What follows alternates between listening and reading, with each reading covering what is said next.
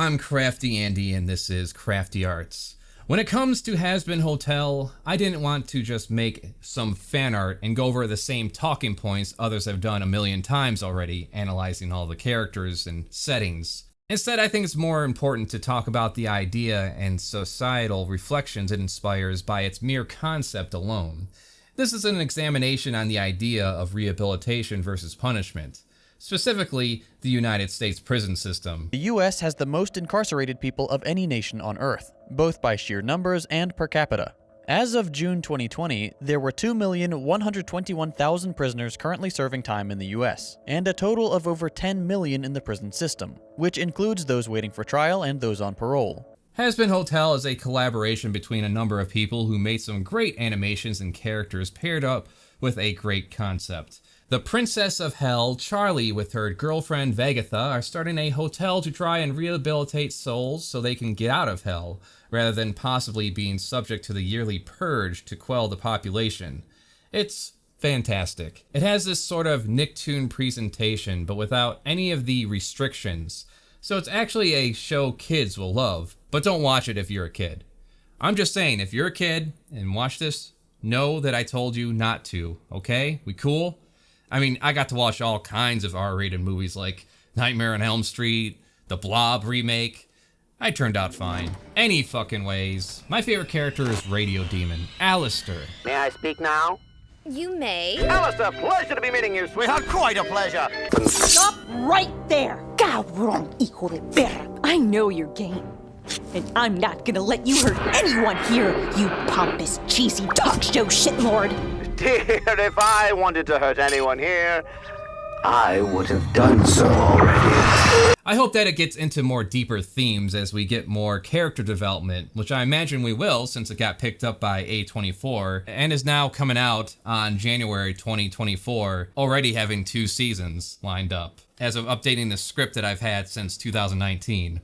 Right now, it's still just a pilot, and I can see the potential for an overarching story while mixing in the occasional demon of the week. The question this pilot poses is, can people that are deemed irredeemable change? Which in this case, we are dealing with people and beings determined irredeemable by the divine. Rather than break down the pilot or yet be another sap analyzing the characters, let's dive into the actual main theme I identify with in regards to this concept. Intended or not, it definitely relates to the prison system here in the States. America has the highest prison population in the world per capita thanks to the help of not only private prisons that make money by keeping people locked up as long as possible, but also because it systematically sets up people for failure. In a time when crime rates are the lowest they've been in decades, these private prisons are guaranteed to have their cells filled. If those cells aren't filled, they're still paid as if they were. And guess who pays the bill? U.S. taxpayers. Even exonerated prisoners like Glenn Ford can walk out with little to build a life on. Glenn Ford was given a $20 gift card the day he left Angola prison. Gave me a card for $20 and said, wish you luck. Especially if you're poor and have to inevitably plead guilty for a lesser sentence to avoid waiting for years in jail before even having a proper trial, because you can't afford bail. Right now, I have clients numbering in the 60s. A jury trial means the week before is entirely dedicated to preparation, and then the week of the trial is entirely dedicated to the trial. That means if I'm in a jury trial, that's 2 weeks of nobody else hearing anything from me, and these are folks who are in jail, worried about losing their jobs, worried about not being able to make rent.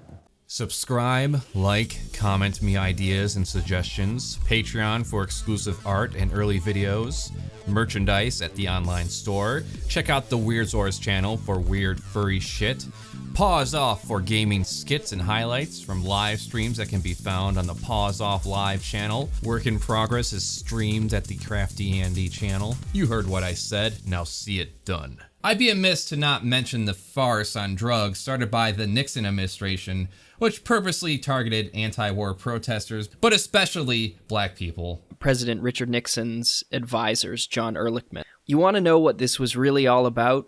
Ehrlichman said to the reporter. The Nixon campaign in 1968 and the Nixon White House after that had 2 enemies, the anti-war left and black people. You understand what I'm saying. We knew we couldn't make it illegal to be either against the war or black. But by getting the public to associate the hippies with marijuana and blacks with heroin, and then criminalizing both heavily, we could disrupt those communities. We could arrest their leaders, raid their homes, break up their meetings, and vilify them night after night on the evening news. Did we know we were lying about the drugs? Of course we did. Let me list out the ways that our current system fucks you for those who need a little education. A person convicted of a crime is placed into a hole, where they get to sit around and stew in their thoughts. A few times a day, they get to mingle with other convicted criminals. Some violent, some suffering from untreated mental illness, some both. You have guards not equipped to do anything other than be grown-up babysitters that are allowed to abuse or let you be abused with no recourse available. The hardest parts of being in prison, the worst parts to deal with, were just the sheer brutality of it. You know, there were times when I was beaten so bad that I started to piss blood. You know, they're not going to spend a lot of time and money and energy taking care of someone they plan on killing. So it's not like you're going to see a real doctor or a real dentist. You know, at one point I'd been hit in the face so many times by prison guards that it had caused a lot of nerve damage in my teeth. So I was in horrendous pain. Your choices are live in pain or let them pull your teeth out. I didn't want them to pull my teeth out, so I had to find techniques that would allow me to cope with the physical pain. After time served, you're let out with a kick in the ass and a good luck for good measure. Generally, society sees you as irredeemable. If you have a felony record, you're nearly fucked for life in terms of employment and opportunities. We have many people, not only do they serve their time, but once they leave, it's still as if they have an F felon as sort of the scarlet letter for the rest of their lives, because they've served their time, but they're not allowed to vote, they're not allowed to get welfare benefits, they can't get food stamps, they may not be able to get student loans, they may not be allowed to live in certain places, and they may not be permitted to get licenses for certain jobs, even jobs like a hairstylist, which many people learn in prison. They learn how to be barbers, and then they come out, they can't get licensed because they have a criminal conviction and face extreme discrimination. And 2 out of 3 end up right back in a cell because their situation is so desperate. We've even seen people commit tiny crimes and purposefully get arrested because then at least they'd have a roof over their heads. The idea of the prison corrections system is to reform people. Teach them what they did was wrong, and help them become productive in their own lives. Something you don't learn in solitary or being forced to interact with other prisoners and guards who wouldn't care beyond having a mess to clean up if you just dropped dead. Let's not forget how prison rape is seen as something hilarious and part of the punishment to a lot of people. Check out the new meat. I'm gonna slather you up in Navi and jelly. Go to town. This is never going to work. Of course it will. You look very pretty. That's what they'll say in jail. Love is in the air. The reality is we are addicted to self-gratifying emotional punishment. That guy hurt someone? Punish! Stole something? Punish! Sexual assault or a teenager sexting with their lover? Punish! That guy murdered someone? Finish him. A system that reforms should go beyond our emotional desires to get even with those who wronged us. To see people rise above their wrongs rather than be weighted down by them still, decades later. I'm not above it myself. If someone hurt someone I loved, there would be hell to pay, and who wouldn't feel that way? That's the point. My emotional compromise, a desire for revenge, shouldn't trump the idea of actual human justice and rehabilitation. An ethical system should go beyond an individual's emotion. Within the realm of Hazbin Hotel, here's the predicament and the source of a lot of mockery Charlie faces. Taking in individuals who are damned to hell and trying to rehabilitate them so they can move on to a better life. What in the 9 circles makes you think a single denizen of hell would give 2 shits about becoming a better person? I think a lot of lives would be better if we started adapting that concept like other developed nations have. Because what we have right now is pretty fucked up. A good example would be the Kids for Cash documentary. The story of 2 judges that threw hundreds of kids into the prison system and received financial kickbacks for doing so. I was known for being the jokester. Eddie, he was always a fireball. We were talking about how funny it would be if we made a fake MySpace page about my vice principal. I was trying to stay out of trouble. That's when everything started. And he stuck it inside the cap. to a 10-year-old in a schoolyard fight without serious injuries after she tried to explain that she was assaulted and was defending herself. Civilrella told me there's no such thing as self-defense. To a 13-year-old cited for graffiti using a marker on a school window. When I went to the pre-hearing meeting, they said that I was not going to get placed anywhere, that I was just going to get probation. And then I was in front of Civilrella, and he said he was going to make an example out of me, and then he shipped me off to Camp Adams. The people that I was housed with at Camp Adams were there for serious offenses from surrounding counties. You know, assaulting an officer, robbery, arson. And then there were people from Luzerne County that were in there for stealing a pack of M&Ms or getting into a tiff with their high school teacher. I also have some personal stories. A friend of mine, named Bob, got held up at gunpoint one night by a hooded thief. Mr. Robber took his wallet, looked inside, and after a few moths flew out, he threw it back at Bob saying, "Man, you got no fucking cash." "Of course I got no fucking cash. I'm as black as you are," Bob responds. Mr. Robber left him be and went about his day. People asked, "Why didn't you report it to the police?" "What am I going to do? Tell him a hooded black man robbed me in the poor part of town?" Really, I kind of agree. Let's be real here. If the police even dared take it seriously, oftentimes they don't, see Kansas City police leaders allegedly ordered officers to target minority neighborhoods to meet ticket quotas. Tell them to be ready to kill everybody in the car and to only respond to calls for help in white neighborhoods. Where was I? Well, oh yeah. If the police even dare to take attempted robbery seriously, they likely just pick up some local with priors who doesn't have an alibi and try to wear them down into incriminating themselves or take some plea deal. Money plays a huge factor too. I had two friends who got convicted for drunk driving on separate occasions within the same city. Friend 1, for his first and only DUI, got it worse than friend 2, who was on his third DUI. Why? Well, friend 1 had a city attorney, and friend 2 had a paid family defense attorney. Even better, friend 2's judge ended up being a guy that would often have family barbecue hangouts with his lawyer. So while friend 1 got a hefty fine and long probation sentence with weekly checkups, friend 2 just got a ankle bracelet for a month. Speaking of uneven punishments, let's focus on the concept of hell itself. Who the fuck deserves hell? It's an eternity of suffering. As a species, if we aren't killed in some school shooting, die of a disease at 5 because vaccines make you gay, or poisoned by chemicals in the water, we get 50 to 100 years on average to exist on this planet. Unless you are a billionaire running a diamond mine and fucking your stepdaughter to pump out as many units as possible, how much damage can the average person do, really? I'm in my late 30s now, and I'm confident in saying I wouldn't wish hell on my worst enemy. Even Hitler.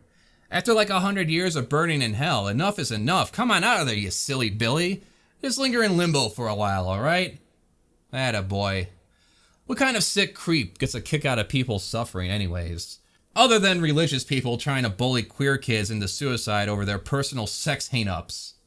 I notice a lot of publicly rotten pieces of shit all of a sudden find religion one day.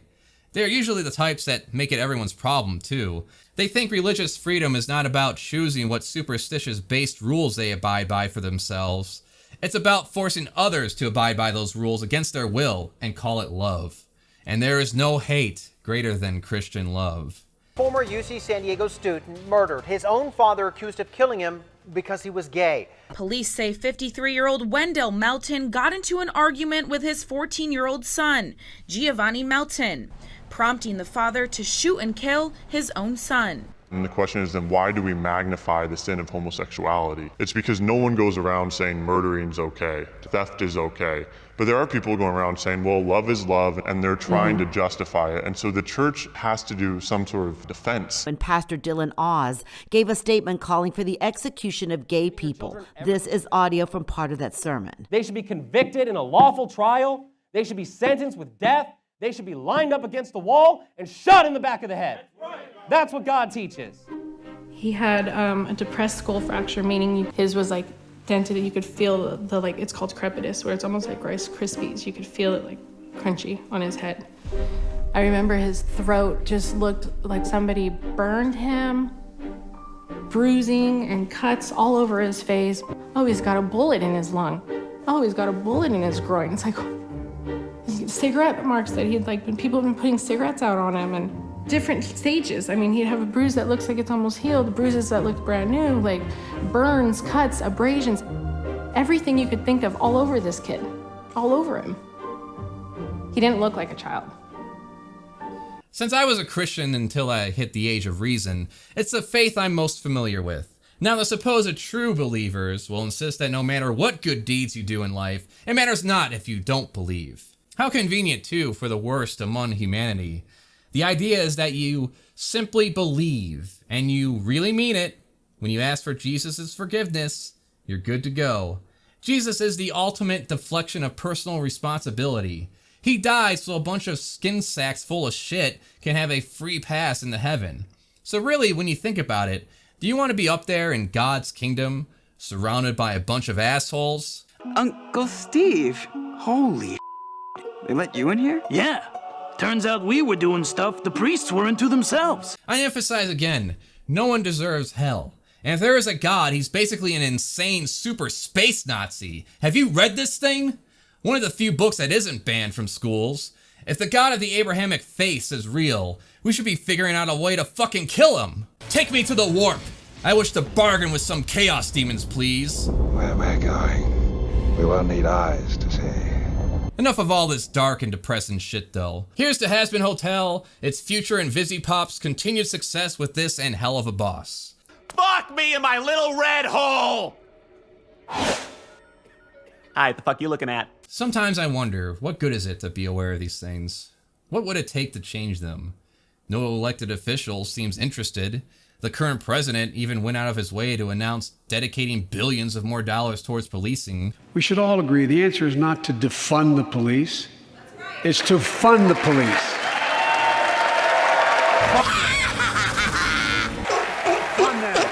We can look at other developed nations and see how they handle their prisoners compared to ours, and also find recidivism is a lot lower too, such as Scandinavia, where it's all about reintegrating a person back into society and allowing their lives to continue as normal if someone is not likely to bring harm to others. With the US and its harsh sentencing guidelines, especially mandatory minimums for drug offenses, leading to a prison as a first resort mentality. In Sweden, prison is seen as a last resort, and the Swedish Penal Code actually tries to avoid prison terms when it can. Per Swedish guidelines, offenders must present an active threat to the general public if they're to qualify for prison time, as opposed to programs such as mandatory counseling, community service, or perhaps house arrest.